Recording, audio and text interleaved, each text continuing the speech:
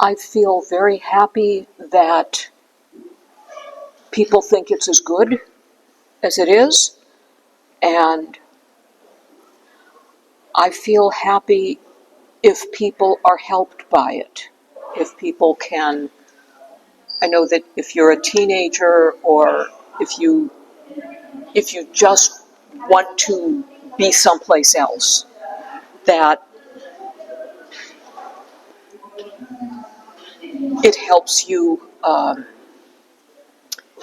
escape from where you are for a short time, because everybody needs that sometimes.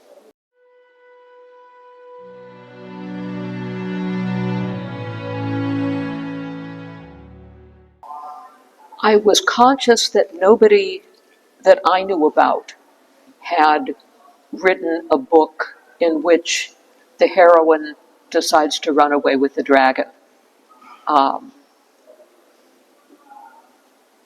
But I just thought it was a fun idea. I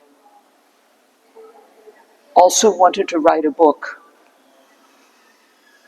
It starts out with, yeah, we're gonna go slay the dragon, and then you discover the dragon is not the problem. That the problem is a human being. I didn't know whether anybody had done that or not.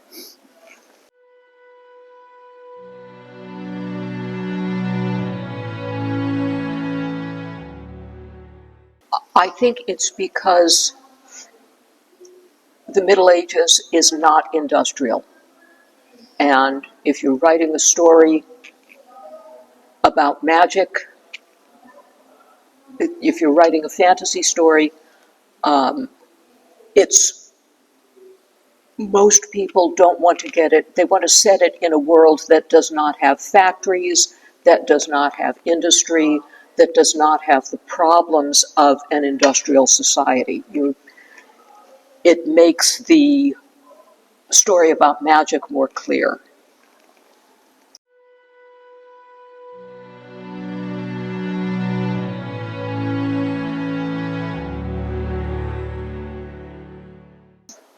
The relationship between the living and the dead. The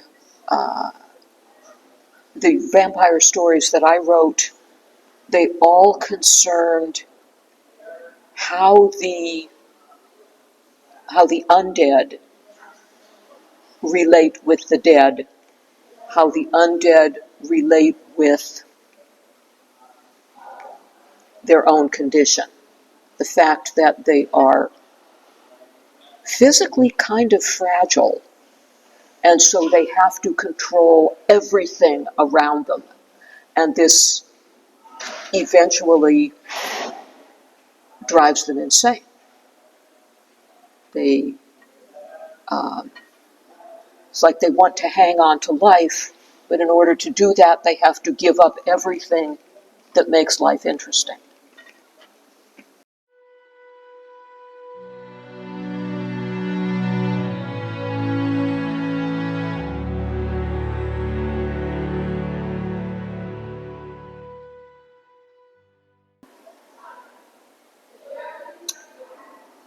The authors who influenced me, J.R. Tolkien, L. Frank Baum,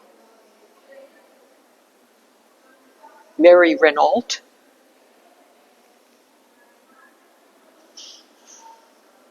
Dorothy Sayers. There's so many of them.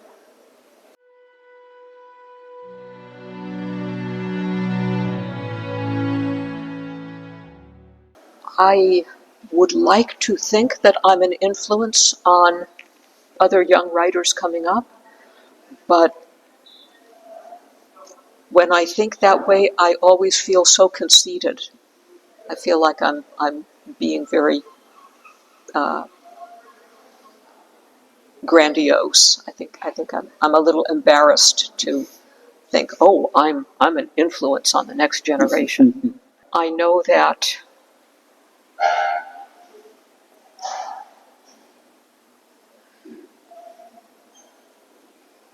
I would like to think that what I write about, because I write about friendship, I write about love, I write about compassion, and how to be a good friend, how to be a good lover. Um, I hope that people read this and think, oh, that's how I should behave. That's the way I should live my life. Um, I'm glad young writers have someone to follow.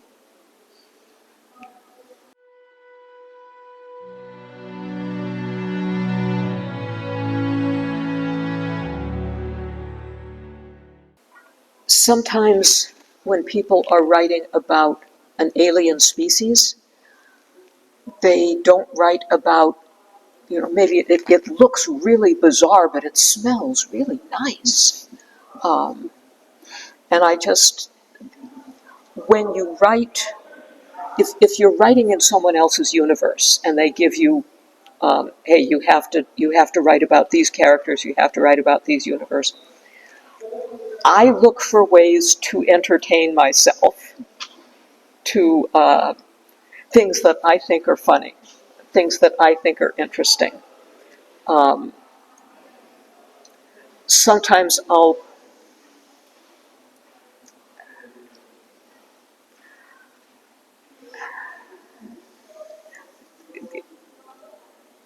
it's a thing that I do to amuse myself, and maybe they do.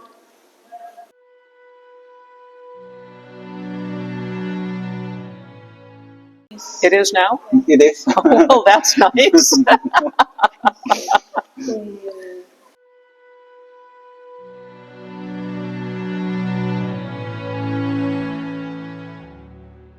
If they don't like it, if that's not to their taste, if they don't like that particular type of storytelling, that's not my business.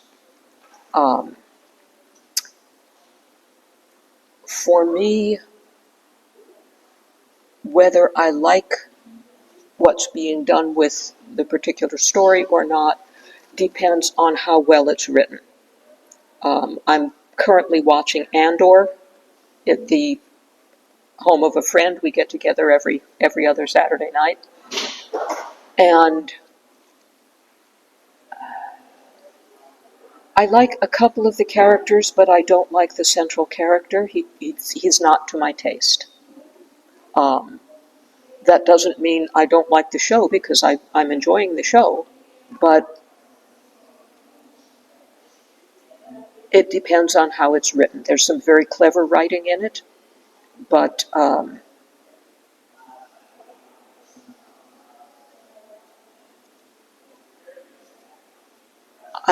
certainly not going to judge any fan who says, I don't like the direction of the show because it's got girls in it instead of boys. That's, I I don't have that feeling. For me, it's more important is what those girls are doing or what those boys are doing. And if the show is badly written, I I have no interest in it. So for me, it's more about the writing than about the gender of the characters.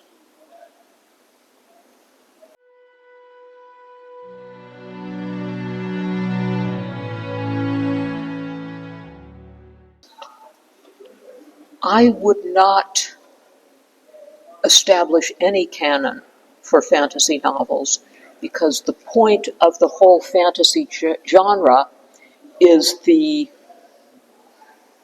possibilities are so wide, and fantasies that appeal to me might not appeal to other people.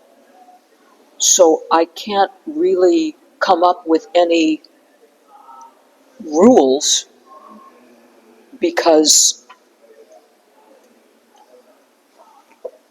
each of those worlds, each of those fantasy worlds, they exist inside a person's head.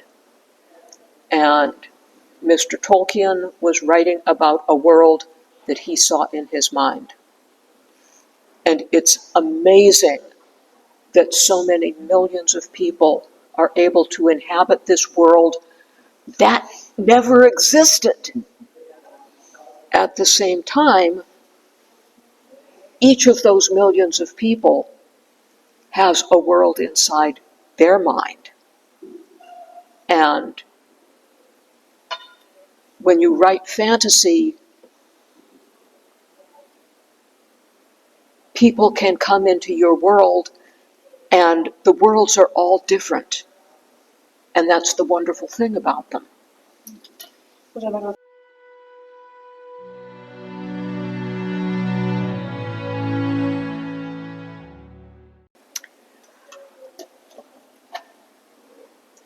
It's a world, it's a different world, but I also write historical stories, and I have to build, if I'm writing about New Orleans in the 19th century, I have to build that world so that people who read it know what it was like. And it's exactly the same process that I do for a fantasy world, except the fantasy world, magic exists. That's part of the world. So it's the same process.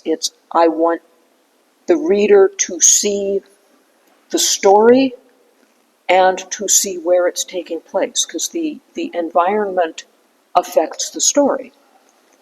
And for me, it's like painting a picture. It's setting a scene, so you know where you are, and that's part of the fun. That was one of the things I loved about The Lord of the Rings, is it was a different world. It's why I loved the Oz books, is it was a different world.